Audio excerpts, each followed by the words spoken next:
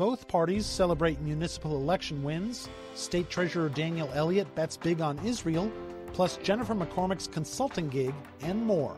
From the television studios at WFYI, it's Indiana Week in Review for the week ending November 10th, 2023. Indiana Week in Review is made possible by the supporters of Indiana Public Broadcasting Stations. This week, both the Indiana Democratic and Republican parties had reasons to celebrate Tuesday's election results. Democrats flipped mayoral seats in Evansville, Terre Haute, and Lawrence, among others, while Republicans continued to strengthen their advantage in rural Indiana and regained some ground in Hamilton County, the northern suburbs of Indianapolis.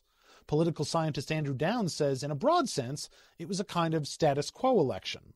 Both can say, yeah, we had a good night. We're proud of ourselves. And really, in many respects, they will have to acknowledge they could have had better nights. Downs says it's hard to predict much about 2024 from 2023's results, since this year's races are so much more locally focused. Potholes are not dealt with at the state level. Picking up leaves and removing snow, those aren't dealt with at the state level. Downs did say that both parties can focus on areas where they scored key victories and look to build from those bases of support for next year. Could both parties claim major victories in this week's elections? It's the first question for our Indiana Week in Review panel. Democrat Ann DeLaney, Republican Mike O'Brien, John Schwantes, host of Indiana Lawmakers, and Niki Kelly, editor-in-chief of the Indiana Capital Chronicle. I'm Indiana Public Broadcasting State House Bureau Chief Brandon Smith. Mike O'Brien, would you call this Tuesday a split decision? Yeah, I think both sides can look at a bright spot, or generally how they did well. I think the way it was characterized in kind of the lead-in,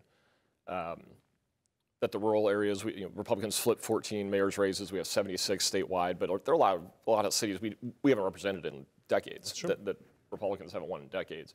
But we gave back to large cities, Evansville and Terre Haute, that we arguably should have maybe had to begin with. We kind of caught those back in Tea Party kind of surge years, right, when all that was going. And there was a good young candidate, the Democrat in Terre Haute, really worked. And rising star. Going for a fifth term, sometimes there's a little fatigue. So, there's reasons to explain that. I think generally what you're seeing is outstate is getting redder and the urban centers are getting bluer. We definitely proved by setting a pile of money on fire in Marion County that maybe a Republican mayor is a little out of reach.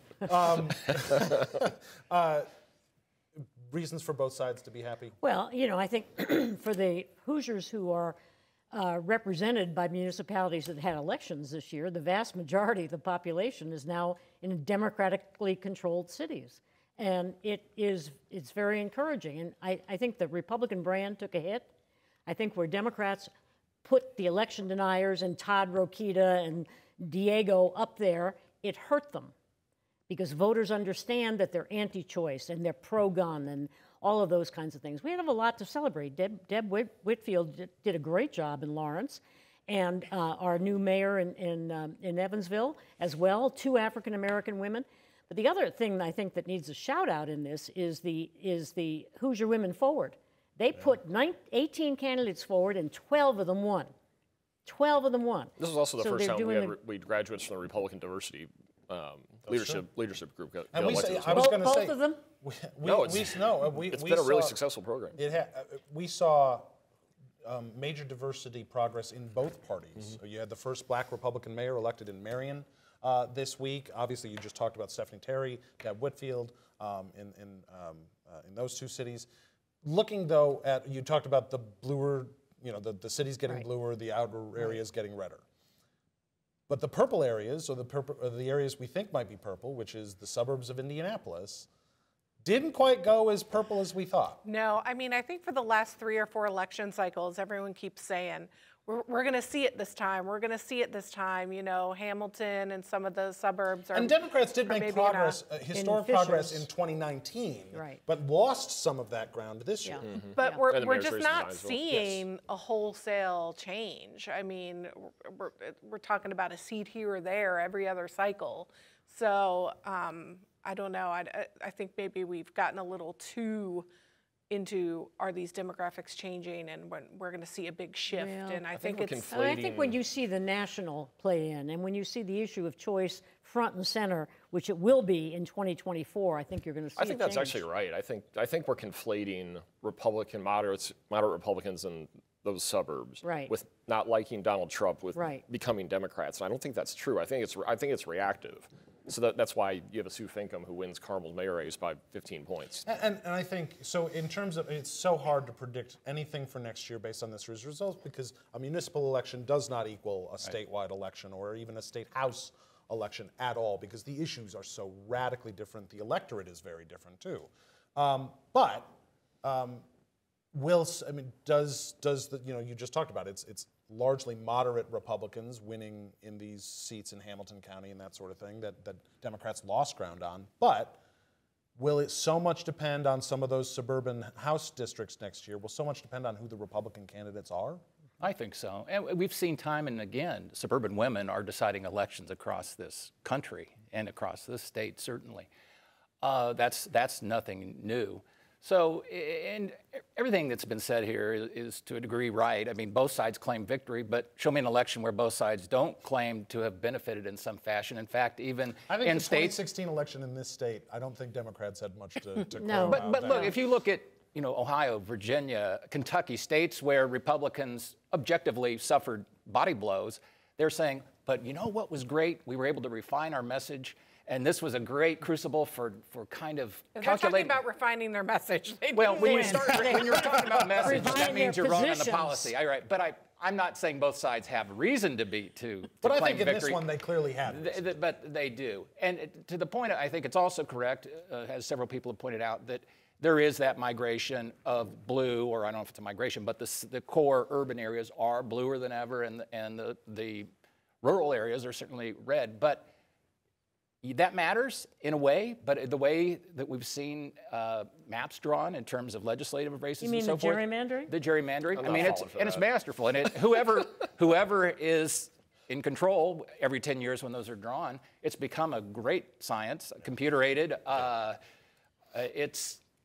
It doesn't matter because those pockets of blue can be diluted to a certain extent, as we've seen time and again. State Treasurer Daniel Elliott, Indiana's chief investment officer, recently purchased $35 million in Israeli bonds, expressing confidence in Israel's people and its economy, calling it a great opportunity for Hoosier taxpayers. Indiana Public Broadcasting's Lauren Chapman reports advocates say the purchase supports the genocide of Palestinians. State Treasurer Daniel Elliott said in a statement the bond purchase reflects his confidence in Israel's victory over the forces of evil. At a demonstration in Indianapolis, protesters called for the disinvestment of U.S. dollars from Israel. Malka Bird, a member of Jewish Voice for Peace Indiana, said the purchase from Indiana is unconscionable. Any money that we give to Israel is currently supporting genocide of Palestinians. It's supporting violence and weapons that are being used against Palestinian children, against Palestinian families in Gaza. The purchase Wednesday was the largest known by a U.S. state since October 7th, according to the state treasurer's office. It oversees the investment of nearly $17 billion of state assets. Ann DeLaney, putting aside the fraught political atmosphere in this country over what's going on in Israel and Palestine, isn't this the sort of political investing decision that Daniel Elliott was ardently against when we had the ESG debate in the legislature a few months ago? Yeah, I mean, it absolutely is. As Rex Early would say, that his hypocrisy, and there's hypocrisy, and that's what this is. I mean, it's either you think that it's okay to invest in issues that you think are important that also have a good return, or you don't. You can't pick and choose which ones, which is what he's trying to do. I assume that Rokita will investigate him because, he's putting policy ahead of the interests of our retirees and all, and, he's so opposed to that. It is just, they ought to stay out of it. They ought to make investments that make sense, that may contribute to the country, and have a good return, but you can't have it both ways, and that's what he's trying to do here. Is he trying to have it both ways on this? I think this is why you have an ESG bill. So he is bound by law to make make an investment in the best fiduciary interest, and I assume he has some justification for You why assume, this do you? is. I don't know that a good long-term investment right now is in a war-torn Middle East if you're buying government bonds. But he's the expert, and not me. But I think the idea that this is an incredibly complicated, nuanced issue or situation or war. It's so ill fit for the current political environment because there is a black and white component to what's happened there. Israel was attacked by terrorists on October 7th, and they're retaliating to try to eliminate Hamas with terrorist organizations. That is black and white for me. What is not black and white is how you do that, why the Western world is starting to react, including the United States, and say, hey, I think we need a timeout. We need a pause. We need to assess the collateral damage that's being done. Those are very gray, nuanced debates that we're having over here on how the war is set being up in this country for those so that here comes the state of Indiana pumping out a press release that the state's going to invest $35 million into Israeli bonds. I don't appreciate the timing, but I'm sure the fiscal soundness of it checks. Yeah, these are not. Hold on. It's required to by law. That's why you have it. These are not brand new investments. We are expanding our investment in Israeli bonds. And what Elliott pointed out in his release was that historically these Israeli bonds have been a good investment. But right now, does it feel like a good, regardless of which side, if you will, you support in this issue, whether you think what Israel is doing is completely right 100%, they've never done anything wrong, or you think there is more nuance to this and that a lot of Palestinian civilians are being murdered with seemingly no thought by the Israeli government, whichever side you fall on here, is that where you'd want to put money for it to be safe? Well, as every prospectus probably on the planet says, past performance is no indication or guarantee of future return. And so you say, yes, historically they've been good, but we're dealing with situations in the Middle East that are unprecedented. So history, by definition, goes out the window. And I have not, shame on me, I did not look at the bond ratings for these bonds. But I know what happened when Fitch and others, or I'm not sure which bond agency, reduced the federal government, U.S. federal government after some of the impasse in Washington and Congress. And if you look at that, where no guns were, for the most part, pitch battle, I'm talking about among the two parties, if that warrants a reduction in the rating, one would ask about this. And aside from the war and the strife, the tragedy, well, certainly there's no excuses for what was done. But it's difficult to look at a situation, even domestically, that Israel had, where there was so much internal strife over the proposed overhaul of the judiciary.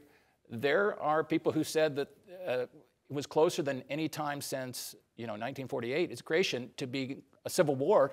Forget Hamas. We're talking pre-Hamas invasion.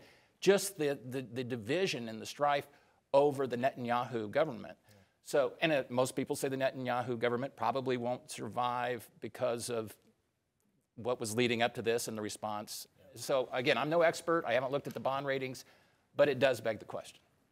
Is it harder to take? Daniel Elliott was outspoken about the ESG bill throughout the legislature. We don't normally see the state treasurer's office get very involved in the legislative process. And he didn't I don't think he over-involved himself, but he was outspoken about it. And that's more than fine. But does this undercut everything he was saying months ago? I mean, it's hard not to say a little. I remember those hearings during last session, and lots of times people testified, well, these so-called ESG investments are getting good returns, and they didn't seem to care when the discussion was, well, yes, we are investing based on these things, but we're also getting the returns. Right. It seems to me that that's exactly what he's saying too. Yes, we're making a political statement, but we think, it checks both boxes. Yeah. Now, I will say there was at least one credit rating agency who did come out and warn against the volatile stocks. So, Time now for viewer feedback. Each week we post an unscientific online poll question. And this week's question is State Treasurer Daniel Elliott right to invest heavily in Israel? A, yes, or B, no. Last week's question was, will we ever see another political campaign from Mike Pence? Just 27% of you say yes, 73% say no. I'd say a Karen Pence candidacy is more likely down the line, but that's just me. I'm serious about that. If you'd like to take part in the poll, go to WFYI.org/IWIR and look for the poll. Well, a recent report by the Herald Times in Bloomington reveals that the Monroe County Schools Corporation paid former state superintendent and current gubernatorial candidate Jennifer McCormick $144,000 over the last 3 years in no-bid contracts for consulting work. The Herald Times story says McCormick's consulting work, reportedly to support the school corporation's existing strategic plan, paid her for about 24 days a year in each of the last 3 years, to the tune of about $2,000 a day. The school district reportedly did not request bids for McCormick's work because it didn't need to under state law. The law requires at least 3 bids for contracts of at least $50,000, and each of McCormick's was for $48,000. The money came from COVID-19 relief funds. John Schwantes, no question that Jennifer McCormick is qualified to do this sort of work. A local superintendent, the state superintendent, a teacher, a principal, etc. But do you see any issues with this? I can give you 3 answers. One would be the political perspective, one would be the legal perspective, and then the educational improvement perspective. We don't have time for all of them, so I'll just say, much to your relief, I'll just say this, there's nothing wrong with it, I don't think. No laws were broken, certainly, and we've seen people from both parties. Todd Rokita had a nice consulting contract during his time in office, not just as a candidate.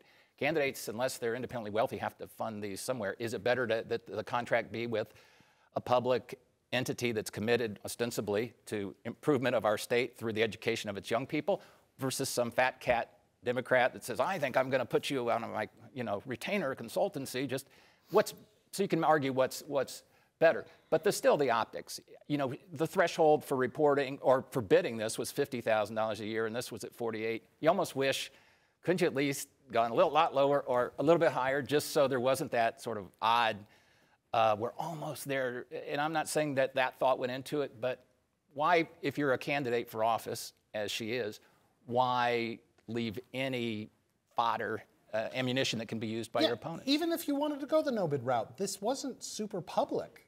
None of this process was super public, and isn't that the problem? Yeah, the problem I had reading the story wasn't giving her the contract. Obviously, she can do that work, but is that they couldn't show what she did. First it was, well, she was creating a strategic plan. Then it was, no, she's working on the existing strategic plan. They couldn't provide any work product. They couldn't provide anything that she suggested and they moved forward on. I mean, that was my issue is, what did they get for the money, I think is more my concern than the contract itself. I mean, she is, at this point, I would argue, the presumptive Democratic candidate. There is another candidate, a perennial candidate who never has any success, so it looks like she'll be the Democratic candidate for governor. Is this going to be a problem for her? I don't think so. I mean, she's obviously qualified to do the work, and somebody's going to go back and do the research and figure out what exactly she contributed for that money, and I'm sure she did. And she's clearly qualified to do it, and, it is what it is. In terms, Democrats have such an uphill battle to climb at this point to win a statewide race. But if she is a legitimate candidate or a legitimate threat to have that sort of success, is this the sort of thing that will weigh her down at all, or is this just it's a year before next year's elections? It's a blip. I have a conflict of interest with this topic because I think she was a Republican the first time she got paid $48,000. Then the last 2 she was a Democrat. That's a good point. So I don't know who to attack. What if it had been the Carmel School District? Then that's an entirely different twist rather than Bloomington. That's funny. All right. Speaking of this week's elections, Ohioans voted to legalize cannabis for those aged 21 or older. Meanwhile, back in Indiana, a legislative study committee made no recommendations following nearly 7 hours of discussion on the legalization of adult-use cannabis. Indiana Public Broadcasting's Abigail Ruman reports lawmakers were tasked with discussing how cannabis use would relate to workforce issues and teen use. Committee members heard from researchers, community leaders, and lawyers on whether or not Indiana should consider legislation to legalize cannabis. Senator Scott Baldwin is the chair of the Interim Study Committee on Commerce and Economic Development. He says it will not offer any recommendations related to cannabis. We have a lot of competing opinions in this room. If we want to be here till midnight, I don't think we'll gain consensus. And so as the chair, I'm saying we're not going to recommend anything associated with that last topic. The vice chair asked Baldwin to consider a recommendation on regulating hemp or CBD products that are already legal in the state. Baldwin says he would rather not have any recommendations on hemp or cannabis. When it came time to vote on a final report that included recommendations on other issues, 2 members objected to the lack of recommendations on cannabis. Both voted no, and the report failed by 1 vote. Niki Kelly, the question I wrote here was, does Ohio's election result matter to Indiana? Obviously, it matters to folks who live close to Ohio and will now be able to go across the border. But in terms of, I saw all these stories talking about the pressure this puts on Indiana. There was already lots of pressure. Well, but it's been building. My fear is that we're at the tipping point where now even the people who might have been open to it are now going to be like, nope, I'm not giving into this. Almost put up a wall saying we're not going to be pressed into this just because a bunch of other states did. No. And so I wonder if it's going to actually hurt it a little. They're not going to be pressed into asking the voters what the voters want on this issue and on choice. I mean, why don't they have a non-binding referendum? Are they afraid? I think they are, of what the voters would say because they're not in touch with them. But the idea that democracy works is that you're doing the will of the people who put you there.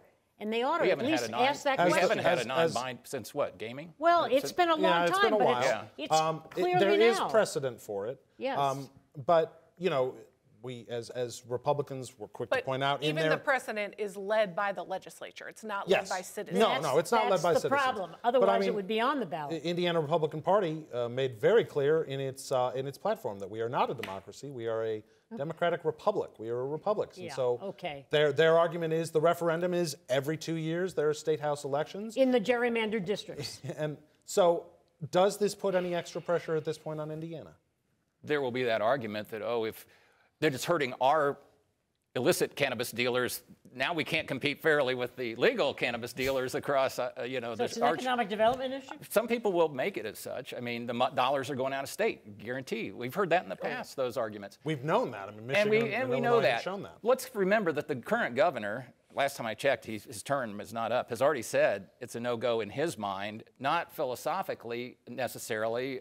He's not for weed, against weed. It's just it's against federal law and in terms of the majority of the states are going to have it legalized now. Well, we're going to be following. It's more than a majority. It's becoming an overwhelming not all majority. recreational, though. The charge of this commission, the charge of this committee this year, this interim, was to explore and identify the problems with legalization. What does it do to the illicit market? What does it do to underage use? What does it do to workforce issues? What's the impact on police? I hear what you're saying, that you put this on the ballot at 70% yes in Indiana, right? That is true, but the way this issue has always been talked about is like, oh no, we should definitely do that. There's a lot of money, a lot of states are doing it, and that's about the beginning, middle, and end of people's sophistication on thinking it through. So I do think that because we have leadership here, including the governor, that have said, look, we're not for this yet. It's still legal at the federal level. They haven't rescheduled it, which the Biden administration is doing. In Indiana, is probably what's likely to happen is we miss the boat. They legalize it to some degree at the federal level. Or allow interstate, and then we just don't have the opportunity to grow the industry. Well, and so to speak. So that creates an issue of if the feds do. I mean, talked about the federal government's getting to something first. It doesn't happen often, but if the federal government does get to this first before Indiana ultimately does anything really, because other states even put in like the sort of like framework similar to what we did with the online sales tax. Yeah, like a trigger law. It hadn't happened yet, but we were prepared for it, and we were able to get ahead of a lot of states. And we won't be. Well, does that even create a potential for some chaos in Indiana? Well, if it does get descheduled by the federal government, it can be mailed. Yeah. It can be delivered by your UPS carrier. We will be left behind. Well, that was an argument the state advocates of gaming expansion to digital gaming, online gaming used. So it's interesting how you can use the argument about competition in one arena, but not. You brought up Eric Holcomb. I saw a story in South Bend talking to Jake Teshka, who actually brought legislation on decriminalization or on legalization last year, talking about he thinks it'll wait for the next governor. I didn't remember a time when Indiana House Republicans or Senate Republicans cared what Eric Holcomb thought on an issue before passing it. This is not but an apparently emergency, this so is maybe. the one. Yeah. All right, finally, Jay Kenworthy, who works for Senator Todd Young, posted online that a man came into a church that his mother works at this week looking to vote. Now, the church regularly serves as a polling place, and the man wanted to cast his ballot for governor. Even after Jay's mother said that race wasn't until next year, the man insisted the election must be this year because he'd already been seeing all the ads on TV. Mike O'Brien, could this man be forgiven for thinking Indiana was electing a new governor this year? It's even worse than you think. There was the guy that was against Jefferson Shreve because he couldn't vote for that guy that was accused of assaulting 37 women, which was Donald Trump that was put in the Hogshead ad against Shreve. Well, so it's he was like, a Trump supporter. Well, the obvious... But, you know, the thing about this that's so crazy, the fees for these ads go up again now that the election's over. Thank God. Is all I've got to say, because you can't watch you're not anything, gonna be able to watch anything without having. Well, look, I mean, I don't think it's going to This was the most expensive municipal election we've ever had. We are going into what will, for me, not even close, be the most expensive Republican governor's. The unanswered question here is, who is he going to vote for? I mean, who is he supporting? True. I don't know who he's supporting. At this point, a one-person focus group is pretty valuable. Right. A lot cheaper than a poll. That's Indiana Week in Review for this week. Our panel is Democrat Ann DeLaney, Republican Mike O'Brien, John Schwantes of Indiana Lawmakers, and Niki Kelly of the Indiana Capital Chronicle. You can find Indiana Week in Review's podcast and episodes at WFYI.org/IWIR or on the PBS app. I'm Brandon Smith of Indiana Public Broadcasting. Join us next time, because a lot can happen in an Indiana week.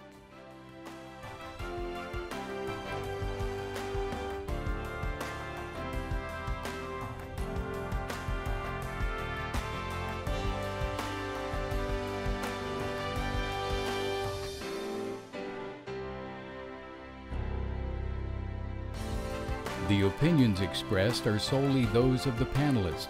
Indiana Week in Review is a WFYI production in association with Indiana's public broadcasting stations.